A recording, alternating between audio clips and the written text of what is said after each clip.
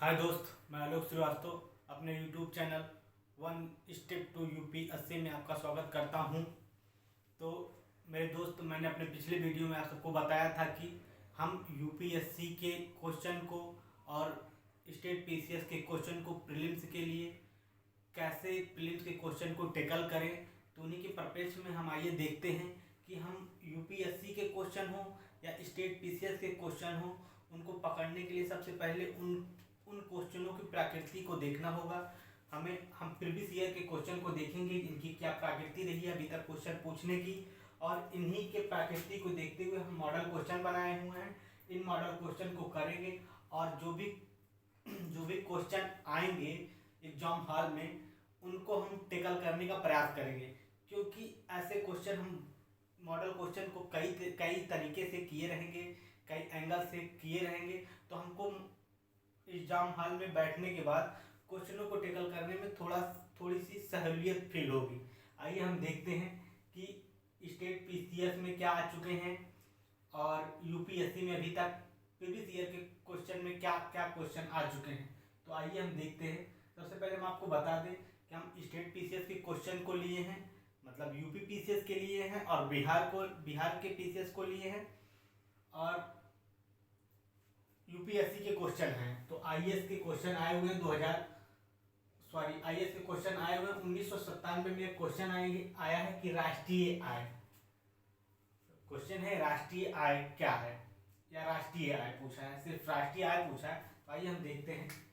तो ये क्वेश्चन है राष्ट्रीय आय।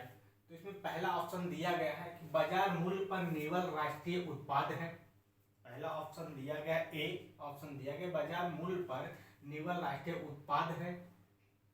दूसरा ऑप्शन है कि साधन लागत पर निर्भर राष्ट्रीय उत्पाद है। तीसरा ऑप्शन है सी ऑप्शन है कि बाजार मूल्य पर निर्भर देशीय उत्पाद है। चौथा ऑप्शन डी ऑप्शन है कि साधन लागत पर निर्भर देशीय उत्पाद है। तो राष्ट्रीय आय तो साधन लागत पर राष्ट्रीय उत्पाद होता है, तो इसका आंसर बी सही है। मेरे दोस्त, याद रखना, पढ़ते समय आपको सबसे पहले राष्ट्रीय आय के कॉन्सेप्ट को जानना होगा कि इसका कॉन्सेप्ट क्या होता है। तो राष्ट्रीय एक टर्मिनोलॉजी है। ऐसे जो भी टर्मिनोलॉजी होंगे उनको कई एंगल से आप मॉडल क्वेश्चन को बना के खुद हल करेंगे अपने आप से, तो आप ऐसे क्वेश्चनों को बहुत आराम से टैकल कर ले जाएंगे। आइए हम दूसरा क्वेश्चन देखते हैं जो यूपी पीसीएस में पूछा गया है। क्वेश्चन 1996 में क्वेश्चन पूछा गया है कि हिंदू वृद्धि दर किस वृद्धि दर से संबंधित है। तो मेरा दोस्त, फिर यहाँ भी आ गया आपको टर्मिनोलॉजी, हिंदू वृद्धि दर। तो मेरे दोस्त, हिंदू वृद्धि दर जो है ये एक टर्मिनोलॉजी है।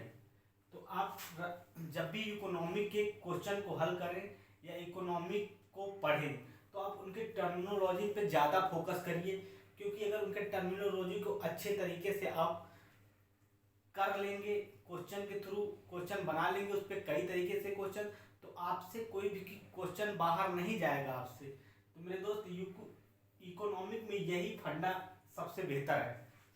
तो आइए दूसरे क्वेश्चन में हम देखते हैं क्या है। तो दूसरे क्वेश्चन में ए ऑप्शन है प्रति व्यक्ति आय, बी ऑप्शन है राष्ट्रीय आय, सी ऑप्शन है जनसंख्या, डी ऑप्शन है साक्षरता। तो हिंदू वृद्धि दर की बात हो रही है। हिंदू वृद्धि दर, राष्ट्रीय आय, जब जीडीपी बढ़ी थी तो उसी को बोला गया था हिंदू वृद्धि दर। तो यहाँ बी ऑप्शन सही है। ठीक मेरे दोस्त, और आगे देखते हैं। तीसरा का क्वेश्चन जो है ये पूछा गया है बीपीएससी में 2020 में पूछा गया क्वेश्चन है 2020 में कि निम्नलिखित में से कौन सी एक सकल घरेलू उत्पाद जीडीपी की गणना करने की विधि नहीं है। मेरे दोस्त, यहाँ भी आ गया टर्मिनोलॉजी। आपको हम दिखाना चाहते हैं कि सारे टर्मिनोलॉजी जो भी इकोनॉमिक के आपको क्लियर होंगे ना, तो कोई भी इकोनॉमिक की कोई भी क्वेश्चन आपको टफ नहीं लगेगा। तो आइए, इसमें पूछ रहा है सकल घरेलू उत्पाद की विधि नहीं है, नहीं पे फोकस करना, नहीं है। तो उत्पादन विधि, हासमान लागत विधि, आय विधि और व्यय विधि। तो इसमें कौन सी विधि नहीं है? तो हासमान विधि राष्ट्रीय आय में, घरेलू उत्पाद में नहीं होती। ये तीनों विधियां तो होती हैं, उत्पादन विधि भी होती है, आय विधि होती है, व्यय विधि भी होती है, आसमान लागत विधि नहीं होती। तो आप देख लिए इन तीनों क्वेश्चन की प्रकृति क्या है, पीवीसीएल में कैसे क्वेश्चन पूछे गए हैं। तो मेरे दोस्त आप इकोनॉमिक में इतना जरूर ध्यान दीजिए कि जो भी इनके टर्मिनोलॉजी हैं उनको काफ़ी अच्छे तरीके से आप क्वेश्चन बना बना के आप इनको हल करिए और आप ऐसे क्वेश्चन में कभी नहीं फंसेंगे। तो चलिए दोस्त, मेरे दोस्त, मैं अपने मॉडल क्वेश्चन पे आते हैं जो इन्हीं के तर्ज पर बना हुआ है। मैं आपको ये भी बता दूं, मैं सारे क्वेश्चन टर्मिनोलॉजी जितनी भी होगी उन सबको क्वेश्चन के फॉर्मेट में करके हम आपको मॉडल क्वेश्चन में करवाएंगे। तो आइए दोस्त देखते हैं कि मॉडल क्वेश्चन में कौन सा क्वेश्चन है।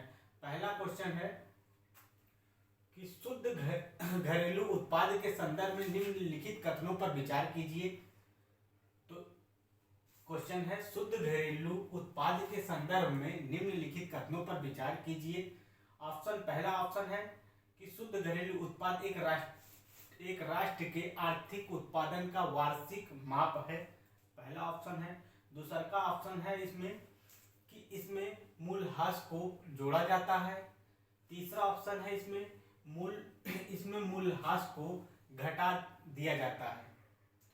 तो मेरे दोस्त याद रखना कि मूल्यह्रास को जोड़ा नहीं जाता, मूल्यह्रास को घटाया जाता है। तो आपका पहला ऑप्शन केवल 1, दूसरा ऑप्शन केवल 2, तीसरा ऑप्शन है 1 और 3, 1 और 2, और डी ऑप्शन है 1 और 3। तो आपका 1 और 3 है, ये दोनों सही है। मूल्यह्रास को घटाया जाता है या ऑप्शन नहीं, मूल्यह्रास को जोड़ा नहीं जाता। शुद्ध में जब भी शुद्ध शब्द आता है मूल्यह्रास घटाया ही जाता है। आप याद रखिए कि जब भी शुद्ध आ जाए तो मूल्यह्रास को घटाया ही जाता है, जब भी आ जाए शुद्ध। तो आप ये भी देखिए क्वेश्चन की ये भी टर्मिनोलॉजी पे ही बना हुआ है, शुद्ध सकल घरेलू उत्पाद। मेरे दोस्त दूसरा क्वेश्चन पे आते हैं, दूसरा मॉडल क्वेश्चन पे आते हैं कि सकल घरेलू उत्पाद जीएनपी के संदर्भ में निम्नलिखित कथनों पर विचार कीजिए। आप ये भी देख लीजिए, ये भी टर्मिनोलॉजी ही बेस है। सकल घरेलू उत्पाद जीएनपी के संदर्भ में निम्नलिखित कथनों पर विचार कीजिए। ऐसे क्वेश्चन जो है ये आईएएस लेवल का क्वेश्चन बना हुआ है। आइए देखते हैं। यह उत्पादन स्थान की परवाह किए बिना उत्पादित सभी अंतिम वस्तुओं और सेवाओं के बाजार मूल्य को मापता है, पहला ऑप्शन है। दूसरा ऑप्शन दिया गया इसमें, यह उत्पादन स्थान की परवाह करते हुए उत्पादित सभी अंतिम वस्तुओं और सेवाओं के बाजार मूल्य को मापता है, दो ऑप्शन हो गए। तीसरा ऑप्शन है कि जीएनपी का ध्यान सामान्य निवासियों द्वारा उत्पादन पर है, तीसरा ऑप्शन हो गया। चौथा ऑप्शन हो गया,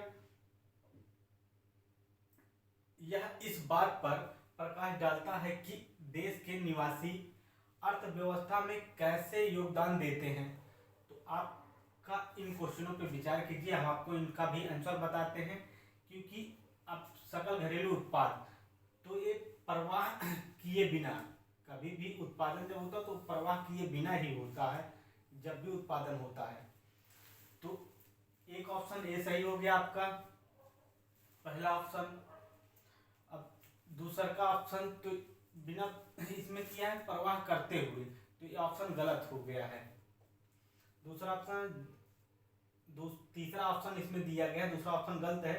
तीसरा ऑप्शन जीएनपी का ध्यान सामान्य निवासियों द्वारा उत्पादन पर होता है, तो यहाँ सामान्य निवासियों को उत्पादन पर होता है। ये सामान्य निवासी कौन होते हैं, आपको एक टर्मिनोलॉजी को याद रख सर्च कर लेना है कि सामान्य निवासी किसको कहते हैं। तो ये भी एक टर्मिनोलॉजी है, इस पे भी क्वेश्चन आ सकते हैं। तो चौथा ऑप्शन दिया गया, यह इस बात पर प्रकाश डालता है कि देश का निवासी अर्थव्यवस्था में कैसे योगदान देता है। तो ये आपका चारों ऑप्शन सही है, मतलब ये डी आंसर सही है। ठीक मेरे दोस्त, ये ऑप्शन सही है। अगला क्वेश्चन देखते हैं हम मॉडल क्वेश्चन में, निम्नलिखित में से मूल्यह्रास के संदर्भ में से कौन सा से सही है। तो यहाँ भी टर्मिनोलॉजी आ गया, यहाँ भी टर्मिनोलॉजी आ गया, मूल्यह्रास। अब इकोनॉमिक में देख लीजिए, चाहे जितने भी क्वेश्चन होंगे टर्मिनोलॉजी बेस्ड होते ही हैं, कुछ क्वेश्चन को छोड़ के। और इसका ऑप्शन क्या दिया गया है, किसी संपत्ति का मौद्रिक मूल्य समय के साथ उपयोग में टूट फाट के कारण घटता जाता है। ठीक, पहला ऑप्शन हो गया। दूसरा ऑप्शन है मूल्यह्रास, दूसरा ऑप्शन है मूल्य में इसी कमी को मूल्यह्रास कहा जाता है। तीसरा ऑप्शन इसमें दिया गया कि भारत में वाणिज्य और उद्योग मंत्रालय उस दर की घोषणा करता है जिस दर पर संपत्ति का मूल्यह्रास होता है। तो इस क्वेश्चन का आंसर क्या होगा मेरे दोस्त, तो किसी भी संपत्ति का मौद्रिक मूल्य, ऑप्शन सही है। मूल्य में इसी कमी को मूल्यह्रास कहा जाता है, एबी का जो कमी होती है उसी को मूल्यह्रास कहा जाता है। उद्योग मंत्रालय, वाणिज्य और उद्योग मंत्रालय वाला निकाला जाता है। इसका क्वेश्चन का वो ये है, केवल एक, ए में केवल एक, बी में केवल दो, सी में एक और दो, डी में उपरोक्त सभी। तो उपरोक्त सभी आंसर है दोस्त। और दूसरा क्वेश्चन आइए देखते हैं। एक वित्तीय वर्ष को 4 तिमाहियों में बांटा जाता है, उपरोक्त में से कौन सा से सही है। तो यहाँ भी मेरे दोस्त एक आ गया कि एक वित्तीय वर्ष, टर्मिनोलॉजी, यहाँ भी आ गया टर्मिनोलॉजी। एक वित्तीय वर्ष को 4 तिमाहियों में बांटा जाता है, बता दिया गया कि 4 तिमाहियों में बांटा जाता है, उपरोक्त में से कौन सा से सही है।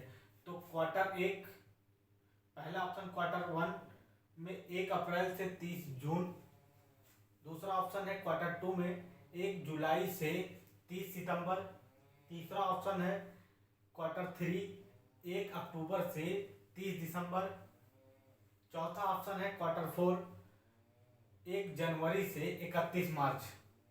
तो मेरे दोस्त इसमें क्या, कौन सा ऑप्शन सही है, तो आइए यहाँ देखते हैं ऊपर वाले में। तो मेरे दोस्त कभी दिसंबर का महीना 30 का नहीं होता, 31 का होता है।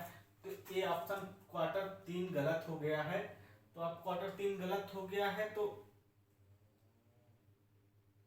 अब मान लीजिए क्वार्टर 3 गलत हो गया, तो ये ऑप्शन कट गया, ये ऑप्शन कट गया और ए भी कट गया। तो मतलब बी ऑप्शन सही है, मतलब तीनों सही हैं, चौथा सही है, दूसरा सही है और तीसरा। थैंक यू मेरे दोस्त, आपको अगले वीडियो में फिर मिलेंगे।